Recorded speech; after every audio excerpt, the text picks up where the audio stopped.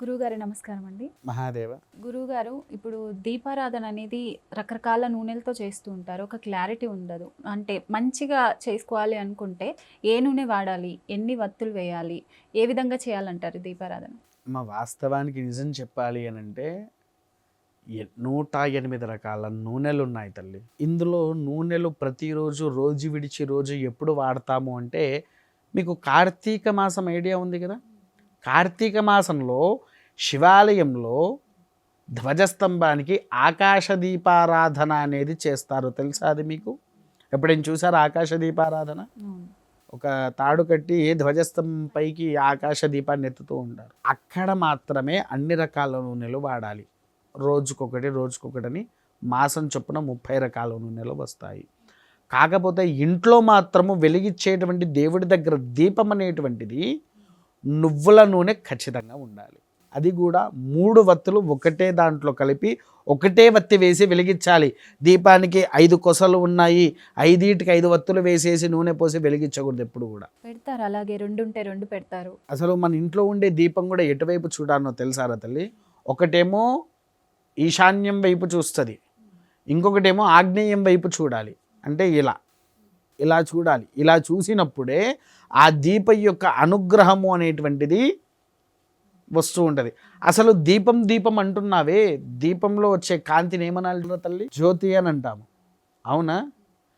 ఆ జ్యోతి ఎవరో తెలుసా? అసలు ఈ జ్యోతికి ఉన్న ఇంకో పేరు జ్వాలాముఖీదేవి అంటారు. ఎవరనుకుంటున్నారేమే? సాక్షాత్కారుడైనటువంటి పరమేశ్వరుడి యొక్క కుమార్తె. శివుడికి ఎంతమంది భార్యలు తల్లి? ఐడియా ఉందా ఏమన్నా? అంటే గంగాదేవి, పార్వతి అని తెలుసు, కానీ పార్వతీదేవి 4 భార్యలు, ఓకే, 3 కుమారులు, 3 కుమార్తెలు. మొదటిది సతీదేవి. దక్షయజ్ఞం గావించేటప్పుడు దక్షుడు తన భర్తను పిలవలేదని సతీదేవి తన కాలి నుంచి అగ్నిని సృష్టించి మరణిస్తుంది. అప్పుడు ఆమె మరణించే ముందు ఈ దశమహావిద్యల్ని ఉద్భవించి మరణిస్తుంది. రెండవది పార్వతీదేవి, సతీదేవి హంసలోని. మూడవది గంగ, శిరస్సు మీదనే ఉంచుకున్నాడు. 4వది మోహినీదేవి. విన్నారా పేరు ఎప్పుడైనా? ఇది మోహిని. అయ్యప్ప పుట్టింది మోహినీదేవి యొక్క గర్భంలోనే. కుమారుళ్ళు ఎవరు? పార్వతీ గర్భంలో జన్మించకపోయినా గణపతిని సృష్టిగా గావించింది కాబట్టి కుమారుల లెక్క వాళ్ళు పెంచుకుంటున్నారు కాబట్టి గణపతి ప్రథమం వాడు. రెండవది సుబ్రహ్మణ్యం. ఆ మోహినీదేవి గర్భంలో జన్మించిన వాడు మళ్ళీ అయ్యప్ప.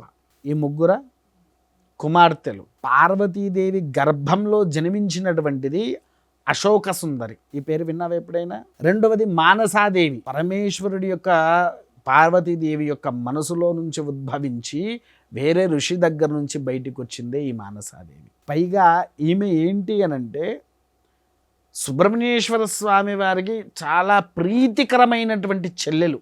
ఈమె మీద చూపించే ప్రేమ అశోక సుందరి మీద, జ్వాలాదేవి జ్యోతి మీద చూపియ్యరు.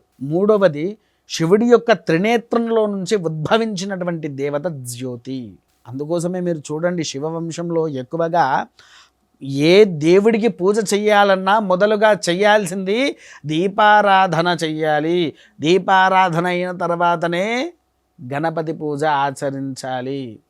ప్రథమం మొత్తం శివవంశానికే ఉంది. విన్నారా తల్లి?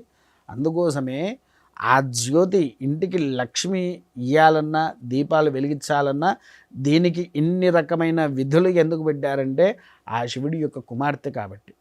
అలా ఎటు మూలల్లో ఉన్న ఏ దీపంలో కూడా వత్తులు వేయకుండా ఇంట్లో ధన కనక వస్తువాహనాలతో విరధిల్లుతూ ఉండాలంటే ఖచ్చితంగా 3 వత్తులు కలిపి ఒకటే వత్తి చేసి ఒకటే వైపుగా ఈశాన్యము ఆగ్నేయం వైపుగా ఉండేటట్టుగా దీపాలను పెట్టి ఆ దీపంలో వత్తులు వేసి నూనె వేసి వెలిగించాలి. వెలిగించిన తర్వాత కుంకుమతో దీపాన్ని అలంకరించిన తర్వాత మళ్ళీ మారుగా ఒక చుక్క నూనె వేయాల్సిందే. అలా వేస్తే దీపారాధన శక్తి అనేటువంటిది మన ఇంటికి వర్తిస్తుంది.